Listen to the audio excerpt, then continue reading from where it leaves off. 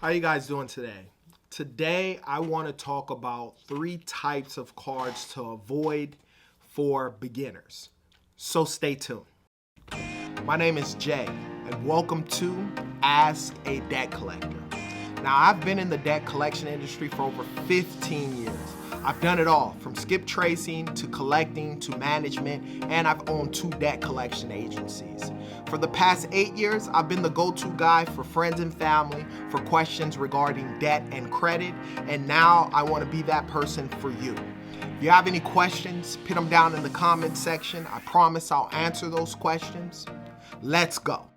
If you haven't had time, you're new to this channel, be sure to like and subscribe to this YouTube channel.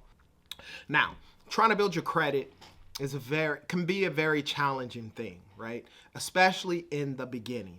I get a lot of clients that I talk to, and a lot of them have a lot of knowledge when it comes to clearing up their credit and building their credit, clearing up the credit in the beginning. But one of the things that I notice is it becomes challenging. Even when I think about myself, when I first started to tackle cleaning up my credit, when you don't have the knowledge with regards to everything that is transpiring and happening, then it becomes tough, right? And so then what ends up happening is you become, discouraged, and sometimes, you won't complete the task. The great thing is there are professionals out there that can, in fact, help you for those of you who need the help. Clear and Strategic, credit restoration, credit repair services. We are here to help you. We are doing a 30-minute free consultation. Link is down below. Let's get your credit where you need it to be so that way you can save yourself thousands upon thousands of dollars in general when it comes to stuff like financing a car, getting a credit card, as well as purchasing a home. The better FICO score you have, the more money you save. When I think about it, right, and I think about my situation when I first started out, it made me think of this topic. 3 types of credit cards to avoid. Let's get into it. The number 1 credit card I would say to avoid is credit cards that are not accepted everywhere, i.e. a charge account, a card that you can only use at a specific store.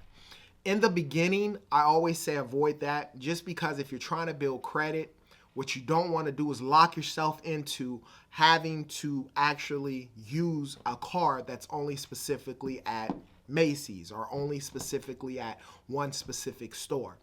That limits your ability to expand and grow when you have that card, as well as it makes you have to shop again at a specific store.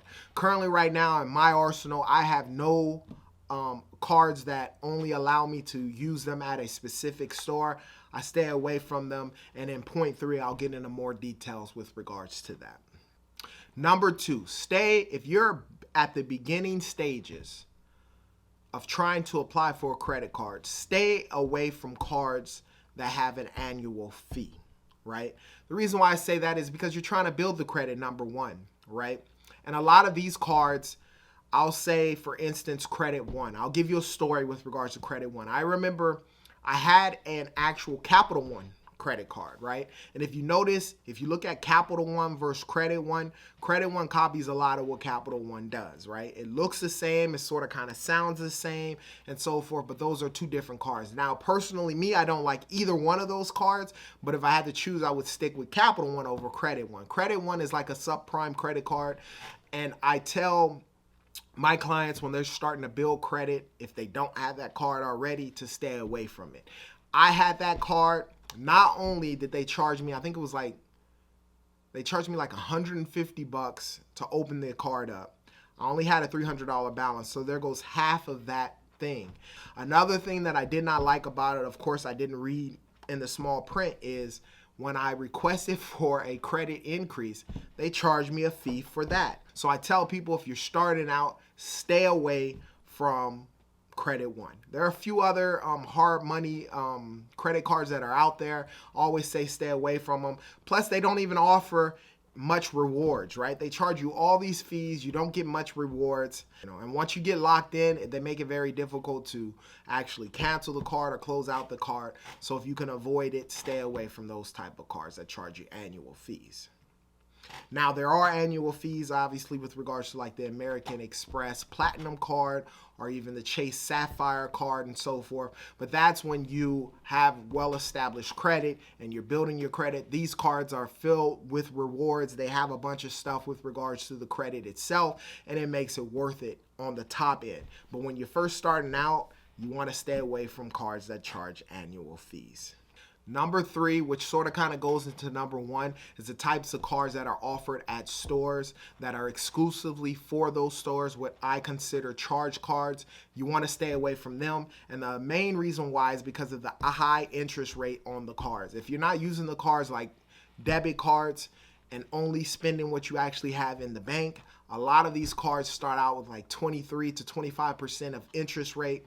And I've seen so many clients start out with these cards and eventually default and the account end up going to collection. So stay away from those type of accounts too.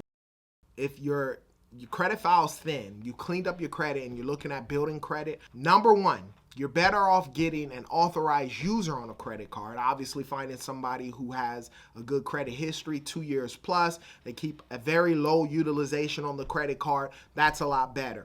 Now, if you can't find an authorized user, the second step for you to do is to get a secured credit card, where you actually go inside of your bank and you hand them $300, $1,000, or $2,000 with regards to a secure credit card. They basically take your money as collateral on that credit card. So however much you give them, they'll actually keep that limit on the card. And as long as you're making your payments, I think for about a year, then they'll give you back that money or put it back in your savings account or whatever the circumstance is. And then from there, you can always ask for credit increases and so forth and go from a secure credit card to an unsecured credit card, where obviously you're building credit. They just want to be able to trust you. But at least in this case, a lot of those credit cards don't have an annual fee. The interest rates may be sort of kind of high, but not too high. And, you know, obviously you're using your money as collateral. It's almost like a feeling like you're only spending what you actually have in the bank. Now, if you do default with a secure credit card, that's why they actually hold the amount of money of the credit limit to the side. And if you do default, at least you have the cash to actually take care of the card. And that's why they do that in building your credit. Now, don't forget all the freebies down below. You have the free pay to delete, free goodwill letter, free cease and desist letter. I've seen a lot of you guys signing up and getting those letters. They're absolutely for free. They're here to help you out. Check those out. Lastly, there's a 30-minute free consultation with regards to credit repair. If you want the professionals to help you, allow Clear and Strategic to help you out with that. Just opt in. Figure out a date that best works for you. I did extend the time frame with regards to that because I've had a lot of people wanting that 30-minute consultation all the way up until Saturday. So on Saturday for a couple hours, I am here for those of you who may need to take advantage of that. There's no reason why when you apply for credit, you get declined. The difference is obviously having good credit. So let us help you out with that. Now, if you have any questions about debt or credit, put them down in the comment section. I promise I'll answer those questions. And as I always state, you be great.